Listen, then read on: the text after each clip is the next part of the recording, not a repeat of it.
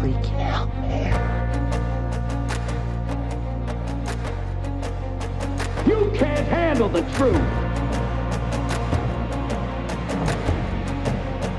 You can't handle the truth.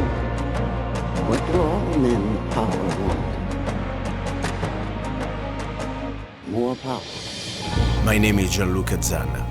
I was an Italian by birth, and I became an American by choice.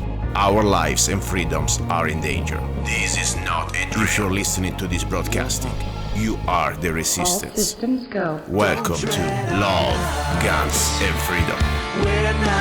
Here we go, guys. You're listening to Love, Guns, and Freedom with Luca Zanna on K-Talks 1340 AM and on United States.fm network. You know, I always say, I never know when it's going to be the end. In everything. You know, in life there is a beginning and there is the end. Everything. Love, business, radio shows. It's part of life. So, and that's fine, you know. So I always say, every time I come here on the air, I always want to think could be my last show. And I'm not trying to be dramatic. This is just true, you know. So I always want to use this opportunity in the best way. What is my angle, if you want to call it an angle? I'm not trying really to sell you anything, because at the end of the day, as you know, I don't really need even to be on the air. I call this, for me, like a form of duty. When I became an American, I took an oath that I'm trying to fulfill to defend this republic and to defend this constitution. Even not perfect, but this is the best thing we have. And I'm telling you, coming from another part of the world that there is no Bill of Rights, I'm telling you, this is the best thing we could ever have. Now, my point is very simple. We are here, I'm here with you, and I'm trying to share this information that, as I said, probably you won't hear on any other radio station. Many commercial stations don't want to talk about this. You know, I talk about topics that normally they are completely off topic, okay? You would be fired just if you talk secretly in the station. I have this opportunity and I will take it. And I will do it on the air or off the air. Now, the topic of today I want to talk is this. Our military. I always say, you know, I have an obligation towards the American men and women, especially during World War II, when they came to Italy and we were under occupation. My family was on the loose, on the run. And probably I wouldn't be here talking if many of your fathers or grandfathers gave their blood on the beaches of Anzio. That's a fact. But since then, since World War II, we have now a new series of conflicts that is proven, this is not a conspiracy, they are no more under the Constitution, they are not being declared anymore by Congress, they are not even anymore wars. They are under the United Nations control. So for me, my goal here is, as much as could be unpopular or not popular, I would like to share with you the facts with a veteran, a woman who was in the army, that she had a very interesting job in the army. She was an helicopter pilot. And I would like to have from her perspective, her mind, her experience, to articulate a little bit of what I'm trying to say here. Is our military still serving to defend our rights, or is being used as an instrument of force under the control of the United Nations for corporate interest? And this is not me saying it. You know, that's why I say I'm just a guy with an accent. If you think I'm against the military, it's up to you. I want the military. I want to keep this military for what they're supposed to be, to defend our rights and defend our country. But if you're looking back into history, not that far, just in the early 40s, he died in 1940, Mr. General Smedley Butler, probably the highest rank authorized general at the time, that also was the most decorated man, military man at the time. He wrote a book that I think every one of us should read. Every one of us who loves and support the troops, you should read. War is a racket. Let me bring this lady that, I will keep her name kind of private for obvious reasons. Her name is Shine, her nickname, Captain Shine. Shine, are you there? I am definitely here, Captain Shine. Nice. Sorry, my other phone is ringing in the background. No problem, no problem. We are here. We don't stop. You can let it run. No worry. You can just ring. So listen, Shine. First of all, thank you. It's been a pleasure to know you all these months on the Facebook. We met on Facebook, right? Yep, Facebook. That's a great place. I've met some really great friends on Facebook that I probably will never meet in person, but they are definitely my friends, and I call you one of them for sure. Yes, and that's what I want to say. I'm proud to consider you my friend. Even never met you before, and I don't know if we're ever gonna meet. But the point is, we choose each other. In the real life, sometimes we don't have the delete button as easy as we could do. But on Facebook, we can delete and block anybody we like. So we can choose whatever we like. So I think that's great. I'm glad we found each other because, as I said, we don't need to agree on everything, but we agree on the most important things, We are not zombies. We are here. We use our brain. We challenge everything, and we are open to be challenged. And that's, for me, the most beautiful thing. We should have an open mind on anything and learning from each other. And you're kind of a crazy lady, you know that. In a good way. I'm a little bit of a crazy lady. He's probably talking about some of the crazy stuff. I kill rattlesnakes and I make things out of them. No, but I mean, you're a very interesting lady, seriously. And I really want to tell you, you're the type of woman that really represents also the spirit of the show. The show is called Love, Guns, and Freedom. And it's the spirit of independence, spirit of freedom, spirit of speaking your mind, without being politically correct or being afraid, oh my gosh, what they're thinking now about me. This is about the idea. And of course, I know you're also into guns and you like this free life, wild life. I know now you are south of the border, you got your own situation. I don't want to go too many details, but the point is you have free spirit and I respect you for that. Now, let's go to your past in when you were in the army. Give us a little bit of introduction. Where are you, or even better, what have you done when you were in the army? And why did you join the army? And which part of the army you were? Okay. Well, back in the early 80s, I got interested in flying. Another friend of mine was flying and was going to actually be going into the army as a pilot. And so I started taking flying lessons and got kind of hooked. And she told me at the time, I was a little bit bummed because I didn't think I'd be able to go in the Army because I didn't have my 4-year degree. And I thought you had to have a 4-year degree to be a pilot. Mm-hmm. And she said, no, there's actually this high school to flight school program, and you become a warrant officer and blah, blah, blah. So I went down to my recruiter, and I swear to God, every step of the way those guys tried to block me. They said no to everything, including my first walking in. I said I wanted to apply for the pilot program, and they told me it was closed. Wow. And I said, I don't care. I want to apply for it anyway. And we went round and round and round. And, then they're like, well, you got to take this test, and you won't do good on the test. And I'm like, well, I don't care. I want to take it anyway. And I took the test and passed like in the top 1% or something. And they're like, well, now you got to take this flight aptitude test. You won't do good on that. I said, I don't care. I want to take it anyway. And one thing led to another, and like 9 months later, I was in the Army going to flight school. Wow. Actually, boot camp first was Fort Dix, New Jersey, in the dead of winter. It was the most miserable experience of my life. I shot expert with the M16 in a driving, freezing rainstorm laying in the mud. So, wow.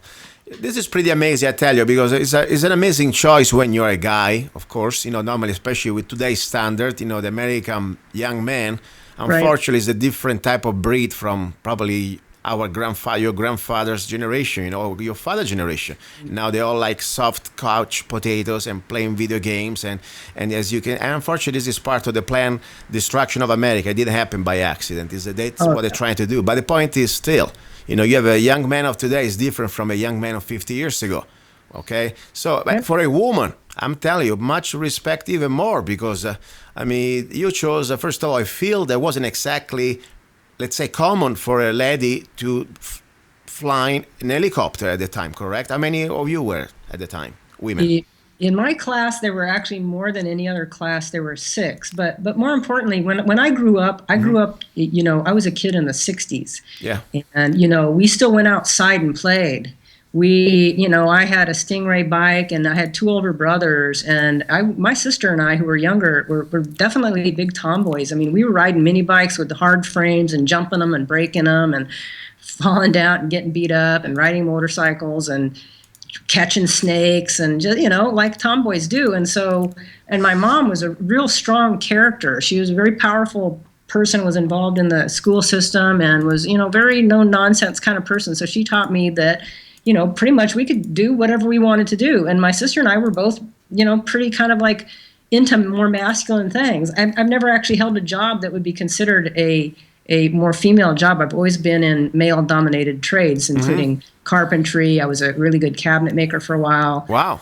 Interesting. I was a helicopter pilot. I worked in high tech, and which is, really dominated by men and technology. So I'm used to working in male trades. But this is very, still, I'm not saying that the carpenter job is less than a helicopter pilot, but especially when you join the army, that's not exactly the regular. Maybe today it's different, but I think 20, 30 years ago it was for sure a little more extreme, at least different from the average lady position of career, okay?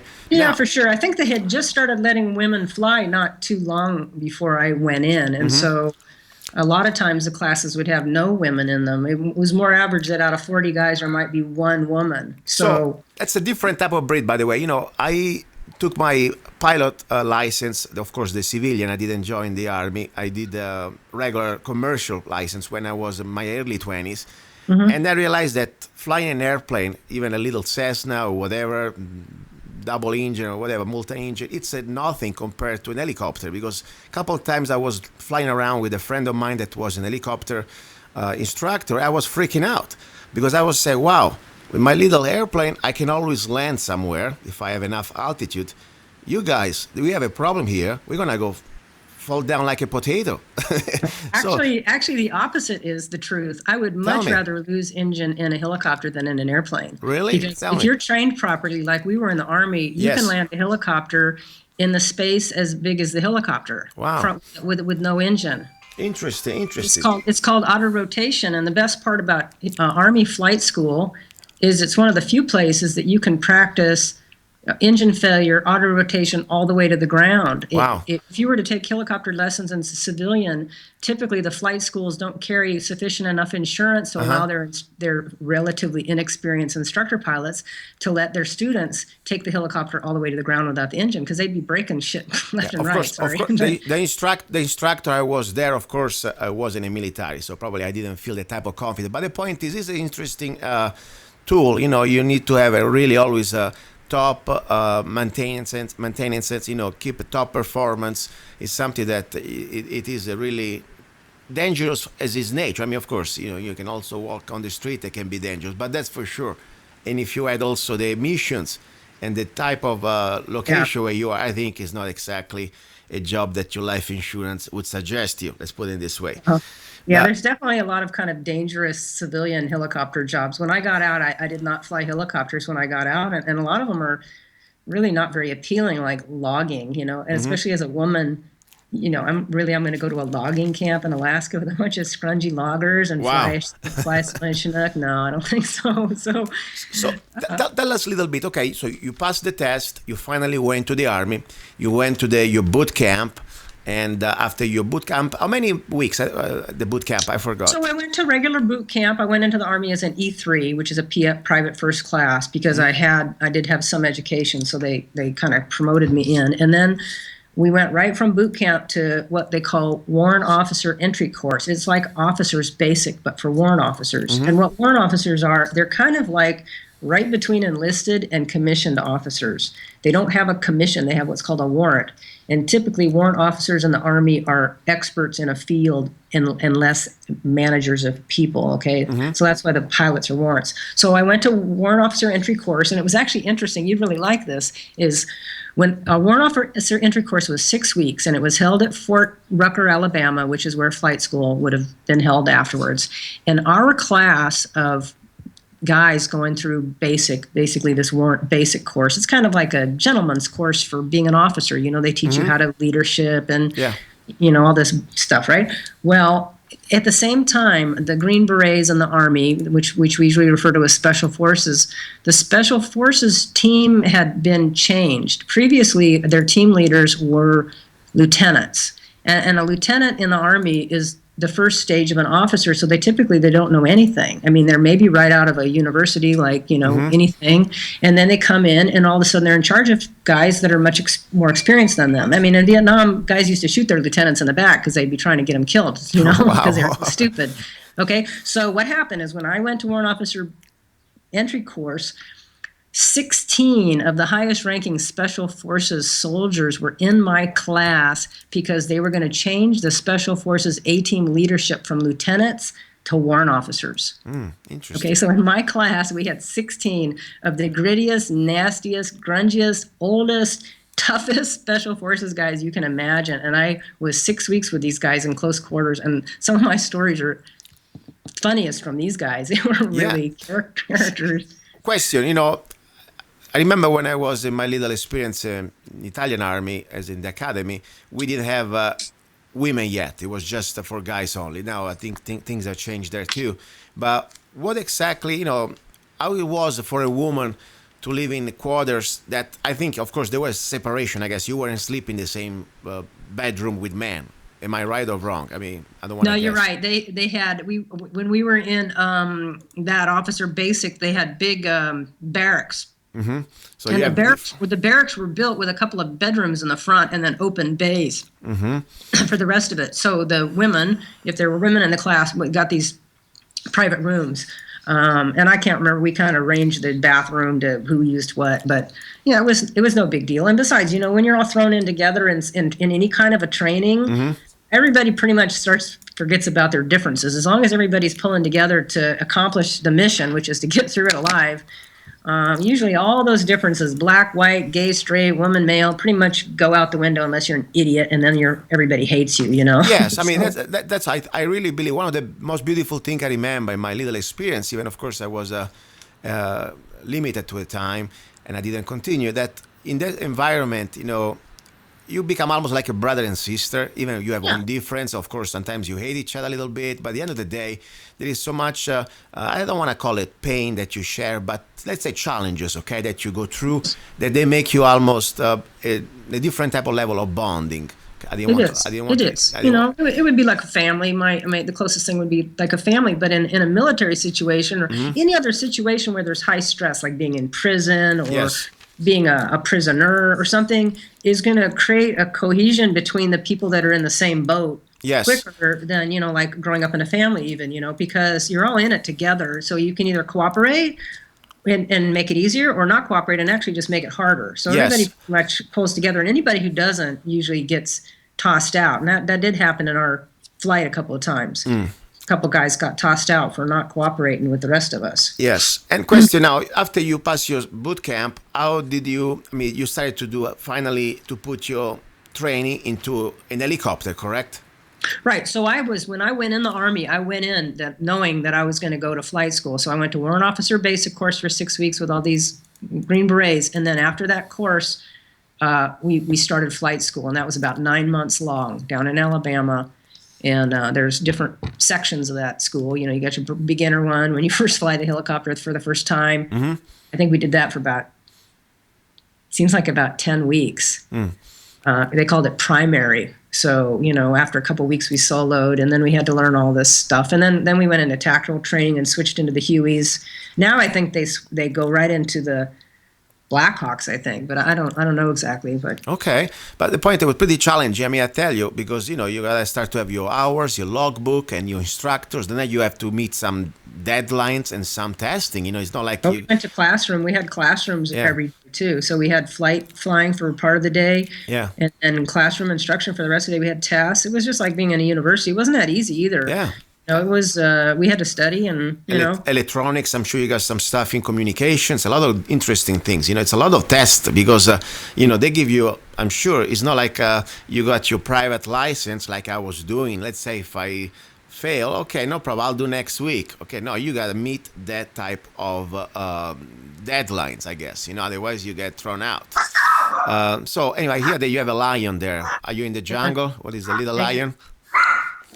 Hang on just a second. Can you hang on?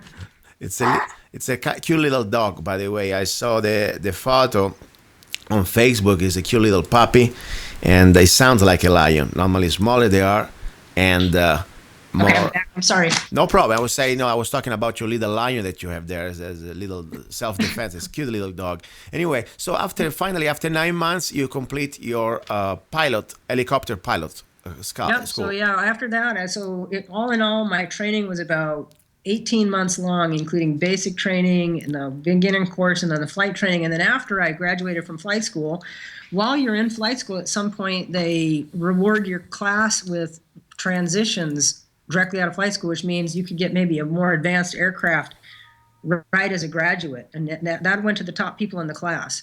So we had the first two guys ever that got Apache transitions right out of flight school, and we had two Chinook transitions, which one of them was me. So I stayed there longer and learned how to fly the Chinook for another 8 weeks or so. So finally, your mission was to fly a helicopter carrying personnel, Yep. correct? I mean, you were carrying soldiers. Am I right?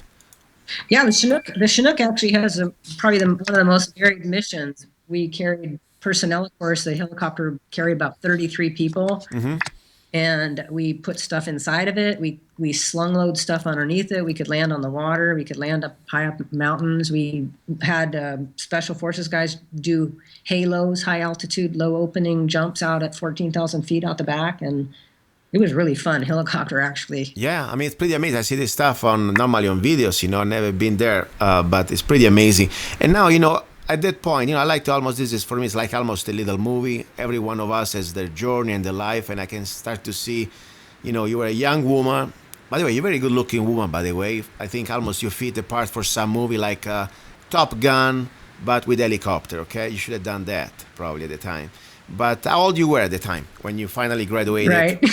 How old you were? Wait, you're breaking up. Are you still there? Yes, I'm here. I say, how old Top how old you were when you started finally flying like helicopter? Hello?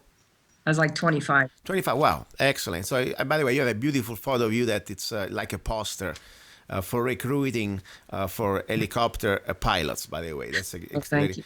So anyway, so excellent. Now and then you start your career. And at that time, I would like to ask you, as a young American, okay, that of course you probably you had many reasons why you wanted to join the army and the helicopter, but you still took an oath, and you knew something differently before you joined the army than after you joined the army. I mean, there was like 5 years probably of learning experience, Let's put it in this way.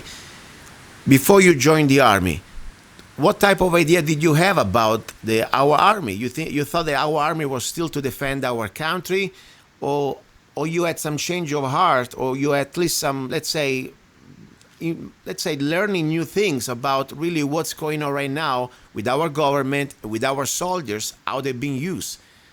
What happened to you? Did you have tell me? My mind was pretty open way back then. Even I didn't have any delusions of patriotic grandeur when I joined the army. Matter of fact, I would consider myself a patriot, but I consider myself a patriot of the core values of what I've always thought that our country is, America, which they've fed us to believe, which are in our Constitution and stuff. So when I signed an oath, I was signing an oath to those laws, which include bearing arms, well-armed militia in purpose to protect ourselves from corrupt governance, right? So when I went in the army, I had some fairly radical political ideals. I would probably be, I don't know where you would put me on the spectrum, but, at this point I consider myself an anarchist because I don't need a ruler, and I don't need anybody to tell me what's right and wrong or give me laws or to fine me when I break their imaginary laws that make no sense. So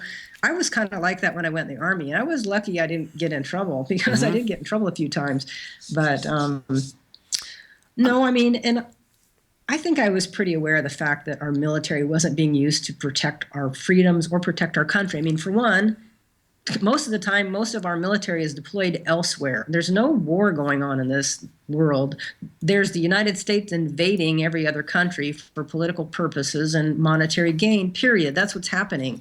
And you're right. Since World War II, we haven't been in a legitimate war that actually saved some other people from something or something. Mostly we've gone in and we've invaded them, and we've brought in our corporate cronies, and they've, okay, I mean, let's take Afghanistan as an example, or maybe it was Kuwait. We went in there and we wrecked the hell out of all of their infrastructure and then brought in Halliburton to build it back up and gave him billions of dollars. There was cash running around on pallets and all kinds of crazy stuff, you know? Yeah, and Shine, let me tell you something. This is so important because I'm not here to bash the military.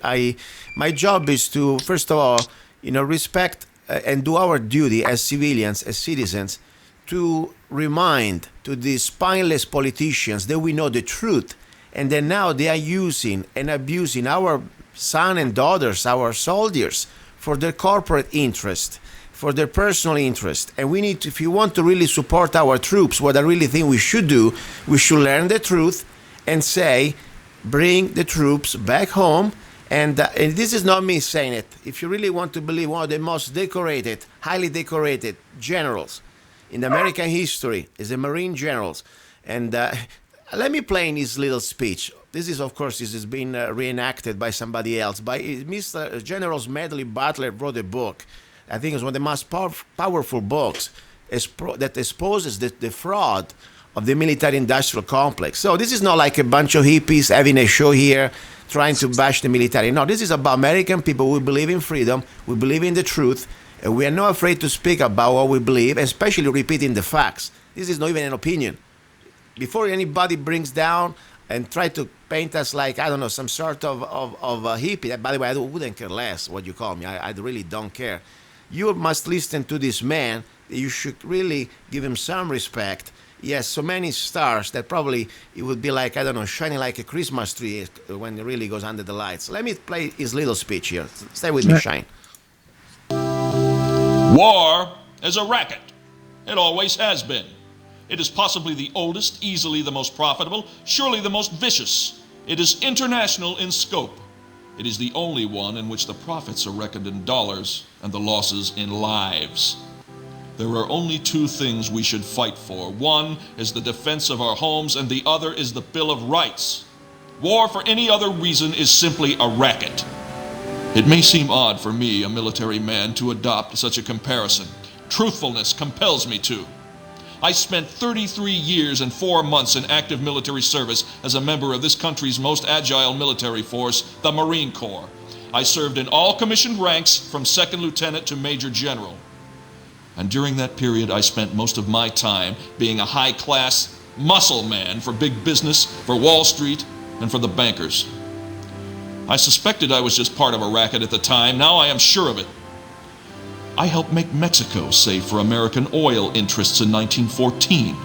I helped make Haiti and Cuba a decent place for the National City Bank boys.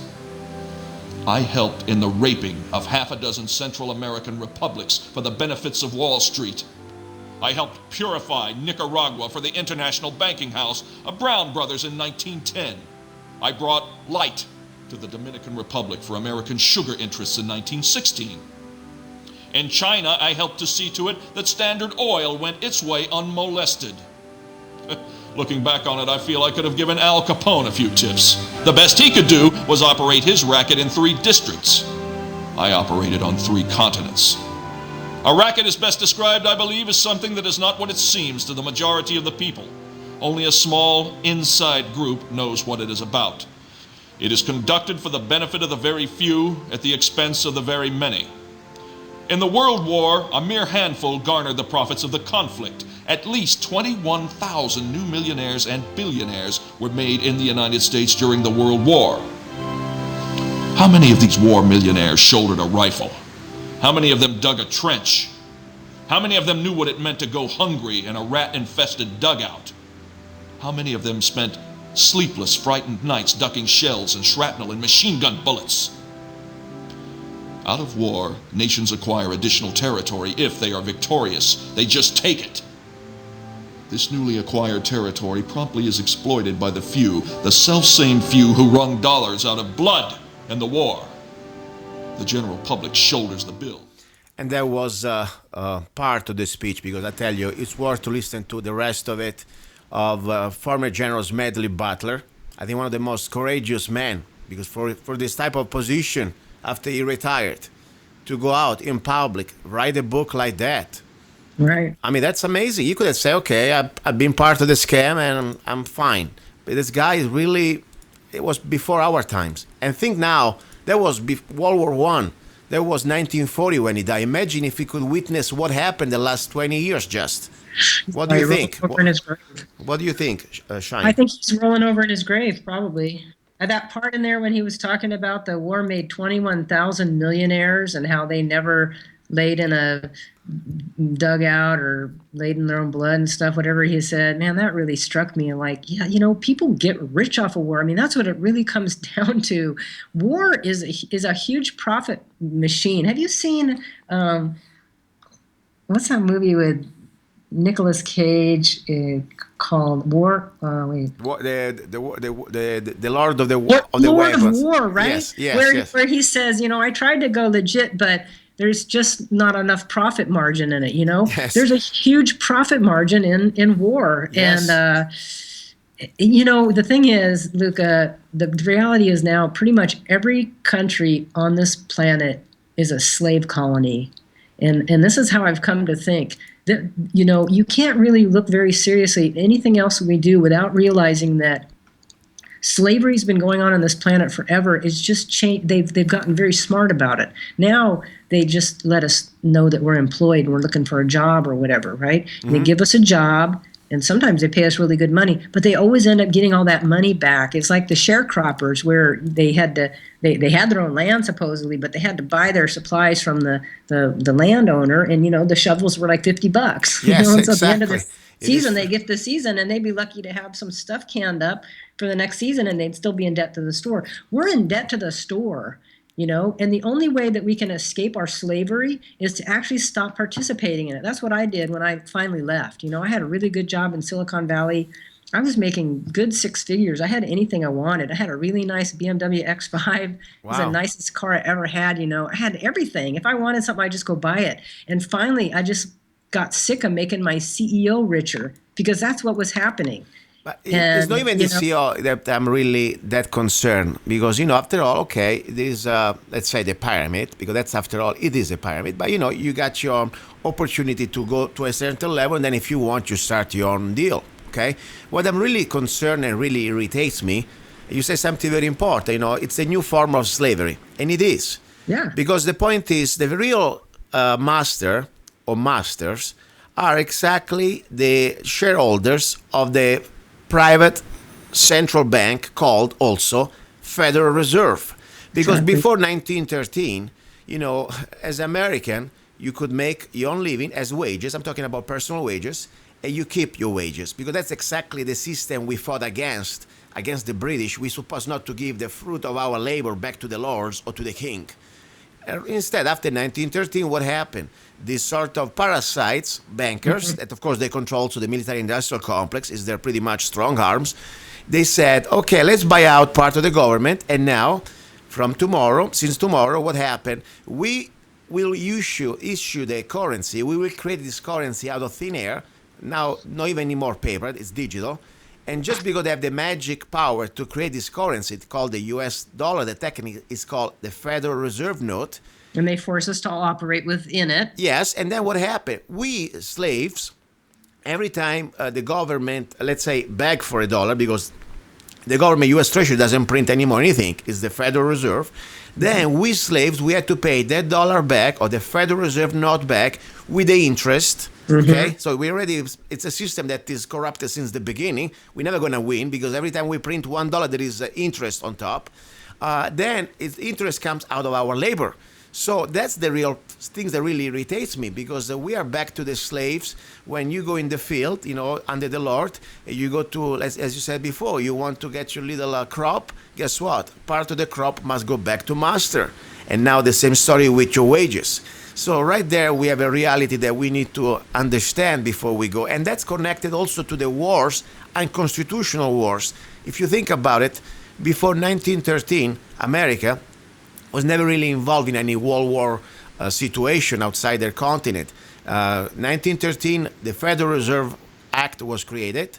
And now from then, we have World War I, World War II, and Korea, and Vietnam, and everything else. And remember, every time we go to war means big money for the central bank, because the U.S. government must have more money to spend to give to the military-industrial complex. So it's a pretty much it's a diabolical system. But at the end of the day, we are the slaves paying the bill. That's the bottom line, in blood and in labor, our job. So And you know why? And you know why I think it keeps going, Luke? yes, I think the reason it keeps going is that greed is actually either a mental illness or a symptom of a mental illness. Because when you hang around with people that don't have a lot, like I live in Mexico now, and there's a lot of poor people, and some of my good friends are really poor actually.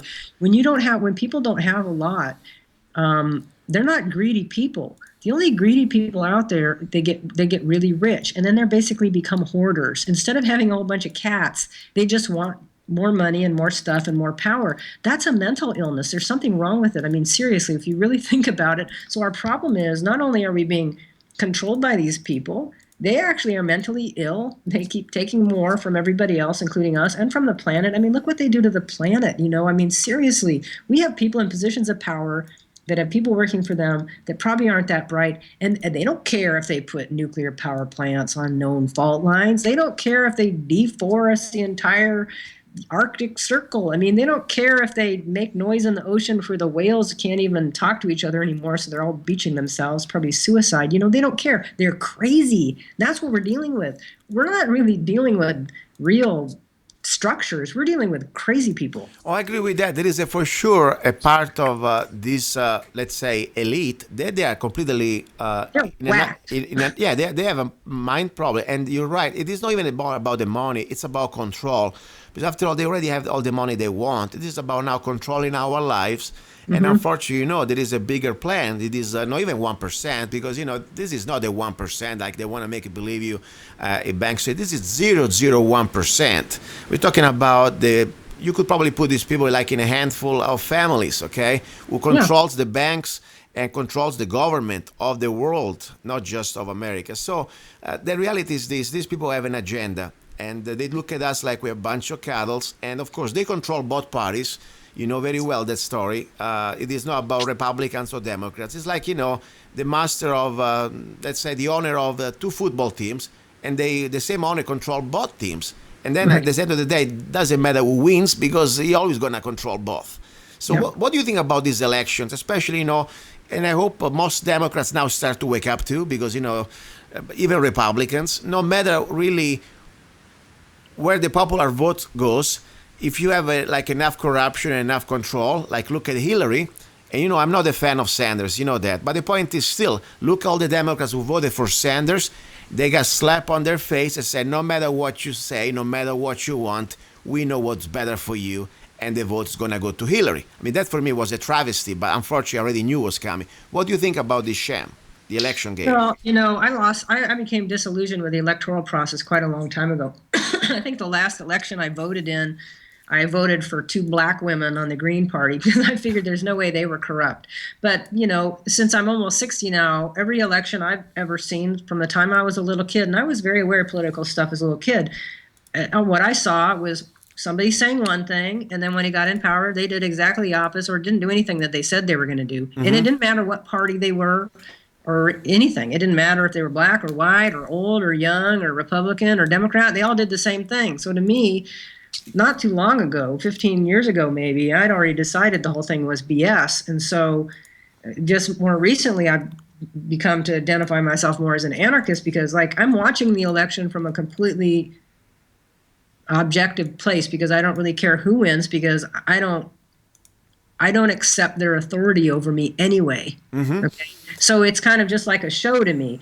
At first, I figured that the only reason Donald Trump was in there was to be so damn crazy looking that Hillary would actually look good. And I still think that might be his role. I don't think they expected Bernie to do as well as they did, but it doesn't really matter because they have complete and total control of the electoral system and the delegates and everything. So even if the popular vote comes in for say Trump in the election in November, I guarantee you Hillary's going to win because they are controllers. That's she's their girl. But- They love compulsive liars, and she's like the biggest compulsive liar ever. She can just open her mouth and just total BS can come out, and she'll just smile, and she's fine with that. So they love that. I mean, Obama was the same way. He's a compulsive liar too. So they love that. And I don't care, Democrat, Republican. I am an equal opportunity candidate basher. So if I tend to sound like I'm bashing Democrats, believe me, no, I'm bashing politicians. Yeah, this is exactly my point too. I tried to play the game at the party for a moment. Then I realized that there is a point that I don't even want to be put anymore in the cage, because after they expect you that you must follow no matter what. You at the end of the day, you must follow the whatever they propose to you. I'm not going to go with that. If it's like almost to lobotomize yourself, and you know that you're going to eat garbage. No, I refuse to eat your dish thinking that this is salmon. Instead, you give me garbage. Because at the end of the day, when they put you, in this final election, you think I'm going to vote for McCain like 8 years ago. I rather die, before I vote for McCain. And I didn't vote for McCain anyway. And not even for the other idiot there. What's the name? Mr. Cruz? No, the last election, the other one that lost twice. Anyway, the Mormon guy, I forgot. I try to forget. Anyway, it doesn't matter. The point is an illusion. At the same time, I try to find solutions because, this system is being hijacked a long time ago. For sure now with the technology, you say something important, the system also now, no matter what you vote, they have the electronic votes, this electronic machine. It's like a show, like almost like an illusion. And they want to use this election just to pacify us, to make us believe that we still have something we can choose.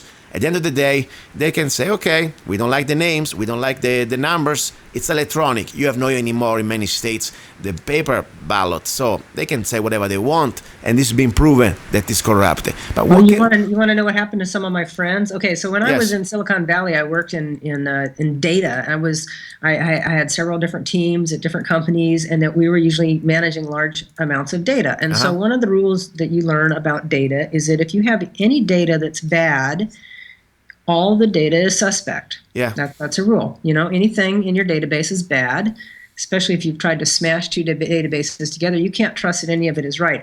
So this friend of mine, she's my neighbor down here in Mexico, and so a lot of people down here, they vote by mail-in ballot. So she registered to vote, she received her ballot, she voted with her ballot, and then the day after the election, she went online to see to find her registration. She was not registered. So I'm wondering what's going to happen to her vote. So do they take that paper vote out of the box if they ever do it, and they look at it and they meet it up with the registration rolls and say, well, she's not registered, and they take it and throw it in the garbage? Wow. And she's not the only one that I've known personally who said that they've checked and they're no longer registered. Wow. This is so much. But at the same time, why I'm talking about this, not because I want to say we have no hope. No, but the first way you're going to solve a problem, we must admit that we have a problem.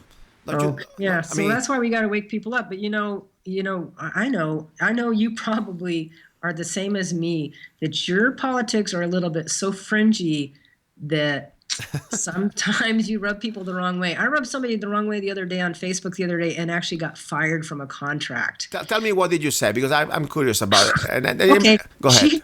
She had posted just a photo of the Orlando shooting with a big WTF question mark all across the top. Okay.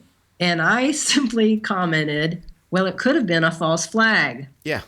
Okay. And then she's like, really? And of course it's printing, so you can't really know exactly what kind of a really that is.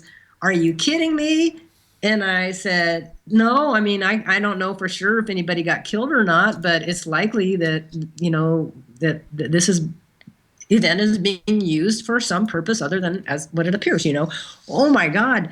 Then one of her friends called me a nut job.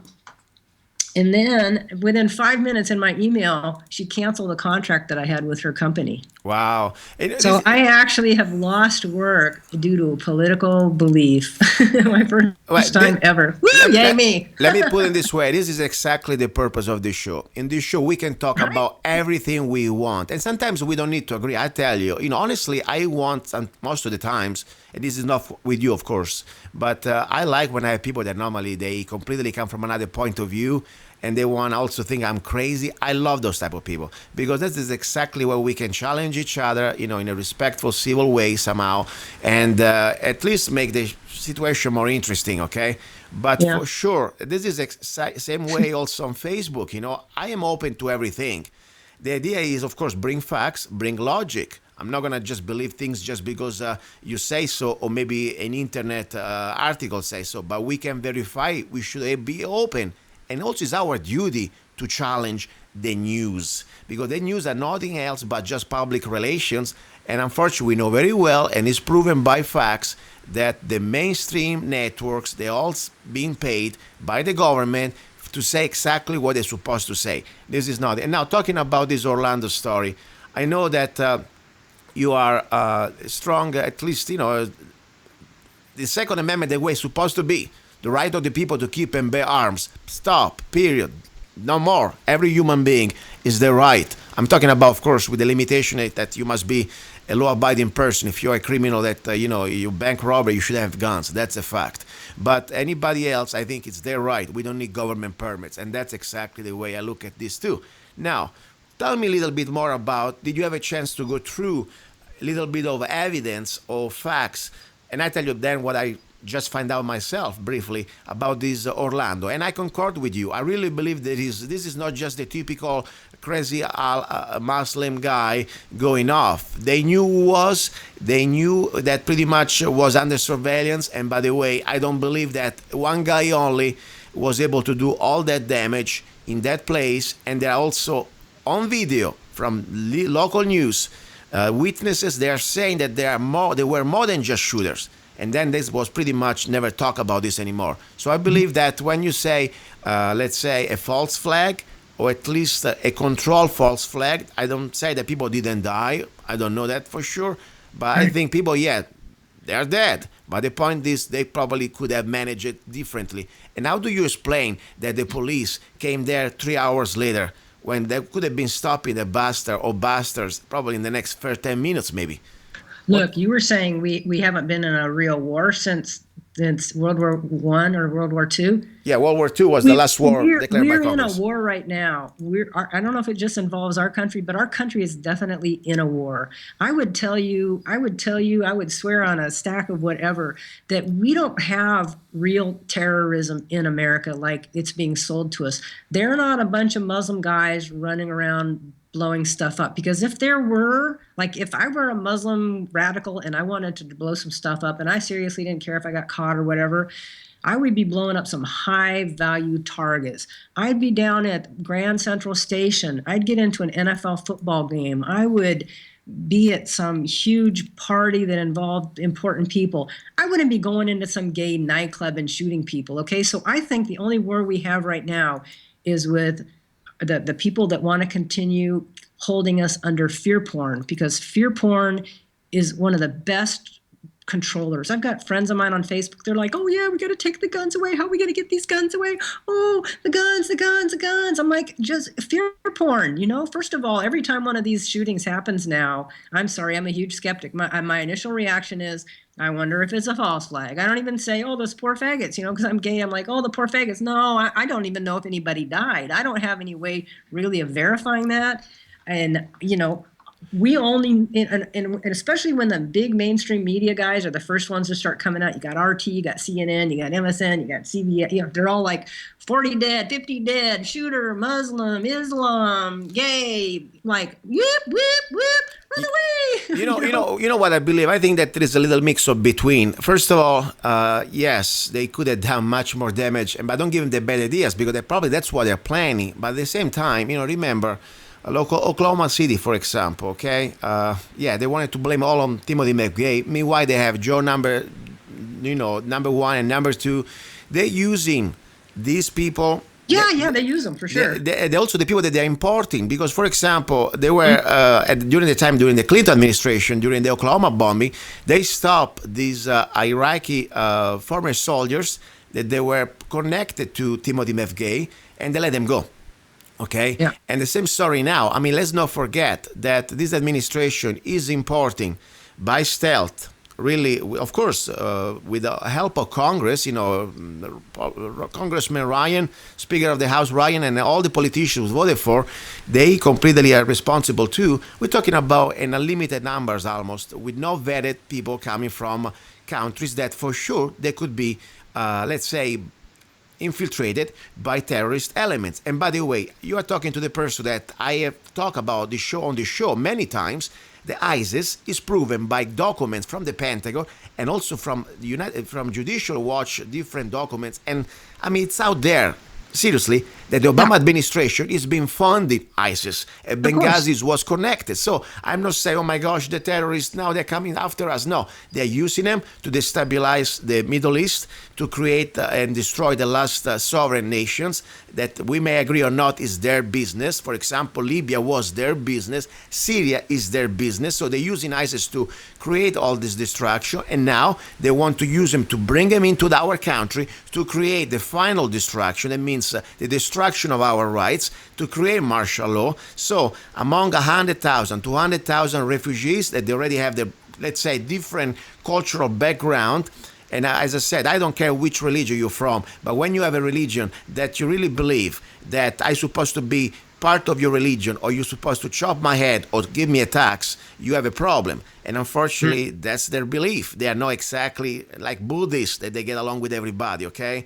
We got a lot of guns in America. Yeah. We got a lot of guns. Yeah, but still, the problem is this. The government will use this against us. That's why I know. That's why we got to wake up to the fact that our government is not our friend. I mean, that's the biggest battle we have right now. Exactly. To arm a decent militia right now, enough people have to realize that our government is not our friends, Oh my God, this is so beautiful. Think about, we were right now, I was thinking if I was in Italy, and I was talking with you on the air about that, we will be probably already storming by the Carabinieri, me arrested, and you probably, they would have Interpol looking for you. This is beautiful about this show, that we are in America, and we can... You know what I want to tell you? Go ahead. I have never felt this really before, but I'm willing to die for my beliefs, and I think that's something that is not a strong part of American belief system right now. People will call themselves patriots, but really, are you willing to die for your beliefs? Because, why are you still going to that job? And because you got to make that car payment, because you got to make that house payment, because you got to keep up with the Joneses, because, really, what are your beliefs? Are you willing to die for them? Or are you just kind of like going to just boil in the pot with the other frogs? And pretty soon, your only choice is you have to live in that apartment and you have to work in that place that's right across the street, because we don't want you commuting and making, carbon emissions. And you can only have 2 kids, and, you can't keep this one anymore because he's crazy. I'm so proud to call you my sister in freedom, seriously. As I said, when I don't know if I told you, when I came to America, I was 30 years old, okay? 18 years ago. And I wanted to join the army. Then I had a chance through a friend. He showed me a book from this author that also came on my show. Is the father of Michael New. Okay, Michael New. I don't know if you ever heard about him. In the 90s, was the only American soldier who refused to serve under the United Nations, and he didn't want to be part of this global army. He wanted to be an American soldier. So anyway, long story short, I learned about the New World Order, and I learned about what really could mean for me if I was becoming a soldier, an American Army soldier, that I would have to take orders from a general from the United Nations. And I said, no, I want at this point dedicate my life to try to fulfill my oath as a new American to defend the Constitution as a citizen. But I agree with you. We need now more than ever educated Americans, men, women, and between. I don't care what type of sex orientation you have, all united with the principles of our Declaration of Independence, that all humans are created equal, and we have the right and duty to defend our individual rights, and among those, of course, life and liberty. And this government, unfortunately, is doing the opposite. It's destroying our rights. And as I said, we need to go there so the enemies don't come here. The enemy is already here. I mean, look, seriously. And they're doing a good job too, because even if, say we even get, 20 or 30% of the people to kind of wake up, their 70% neighbors are going to be pointing fingers at their house when the soldiers show up and say, they're over there, and the preppers and the revolutionaries are, they've taught us how to turn on each other and how to be little weasels and tattletales and stuff. That's all like, Americans are all like little babies now. That's why I think I'm going to sue you. You scratched my femur. You're right, but that's why we're here. I think that's our job right now. It's an information war. We need to try to wake up each other. And I said, ignorance can be fixed. I was an ignorant person. That meant many things I didn't know 20 years ago, and I'm trying to learn every day. And even when I don't know, I have an open mind at least. But arrogance, that's the problem. You can be ignorant, we can work with that. If you're an arrogant, I'm sorry. I need to move on. I need to look for the next person. Listen, I really want to say thank you, first of all, for everything, for being out there, to be outspoken, to share your ideas. And as I said, we don't need to agree on everything, but I always respect people that they have courage to stand behind their ideas. And on top, I know you're a great lady, that you love guns, and that's great. And I would like one day to meet you. Maybe you should try. I would like to make you try my Don't Tread on Us rifle. I know you watch some of my videos. What do you think so far? Oh, I want to know what it felt like when you shot that thing off your nads. I knew you were getting there. You know what? That was, let's say, a pleasant experience, because I realized that after all, this rifle, it's really, everybody can shoot it. And that was the other. I love a rifle that doesn't really recoil. The M16 was like that. It was not much recoil, and you could just shoot that thing all day. And I'm a little person, so I don't want a gun like beating me up. So I would love to come up there. What town do you live in? I don't live in a town. I'm kind of like you. I like wild places. I live in a county, and sometimes I wish there was something below the county. But what's the closest town to you? Are you near Tucson, or are you near Phoenix? No. Mojave County. It's northwest Arizona. I'm kind of far away from the border. Oh, yeah, okay. But anyway, it's still Arizona, northwest. No, I would love to. I don't know if I'll ever be able to get up there. And I'd love to, last night I was laying in bed trying to figure out how I'd sneak that thing over the border. Okay, NSA, if you're listening to me now, this is my plan. I was thinking about. Listen, I want to say thank you again. Let me give you a little bit of plug here, because this is not like the government. We do not steal money, but we always ask in a free way people to support. And of course, it's their freedom to do or not. I want to remind everybody who wants to support the show, and we can keep in this way freedom of speech, and I don't need to rely on corporate sponsors, because I already can imagine how many of my sponsors, after just this conversation I had with you, they would freak out, they would dump me today, and I don't care. I don't really need you guys. If you want to support the show, that's fine, but what I really need is you, the listeners, and I give you different ways. Number one, if you're broke or you want to just have like a symbolic 99 cents, I tell you how to do it. You go to www.zanna.us. One of the things I do for a living, I write songs. I have more than 100 songs out there, and you can download any of my songs for just 99 cents. From love songs, erotic songs, political songs, patriotic songs, you got it for every taste. $1. If I'm not worth $1, I'm sorry, guys. I need to move on. Cool. Number two, if you need a rifle, I created the most affordable military-grade AR-15 on the market. And regardless, everybody's going crazy now in factories. They're jacking up prices. I'm still holding my price, just $499. That's a great deal. And you got a bunch of packages. You go to freedomrifle.com, www.freedomrifle.com. This is just to give you an idea. And then if you want to see other things I do, go www.zannaart.com. Buy t-shirt I've created, or one of my paintings, or whatever you want. Send me a bottle of wine, okay? I appreciate it. You're listening to Love, Guns, and Freedom with Luca Zanna on United States.fm network.